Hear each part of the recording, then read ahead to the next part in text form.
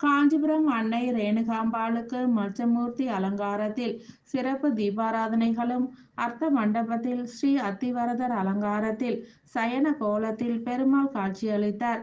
காஞ்சிபுரம் மாவட்ட ஆட்சியர் அலுவலகம் அருகே அமைந்துள்ள பிரசித்தி பெற்ற தாய் படவேட்டம்மன் ஆலயத்தில் 46ஆம் ஆண்டு நவராத்திரி அலங்கார பெருவிழா விமரிசையாக நடைபெற்று வருகிறது.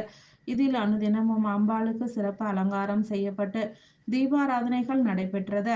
அந்த வகையில் 4ஆம் நாள் அம்மனுக்கு மச்சமூர்த்தி அலங்காரமும், அர்த்த மண்டபத்தில் ஸ்ரீ அத்திவரதர் அலங்காரத்தில் சயன கோலத்திலும் பக்தர்களுக்கு காட்சியளித்தார். இதனைத் தொடர்ந்து சிறப்பு தீபாராதனைகள் நடைபெற்றது. மேலும் விழாவில் கலந்து கொண்டவர் பக்தர்களுக்கு புரட்டாசி சனிக்கிழமையொட்டி சடாரி மற்றும் தீர்த்தம், அன்ன பிரசாதங்களும் வழங்கப்பட்டது.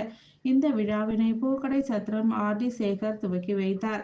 இதில் ஏராளமான பக்தர்கள் கலந்து கொண்டு அம்பாளின் பேரருளை பெற்று சென்றனர். விழா ஏற்பாடுகளை ஆலய பரம்பரை தர்மகர்த்தா கலைஞன்மணி எம்.ஜி. வடிவேல் தலைமையில் சிறப்பாக செய்யப்பட்டிருந்தது.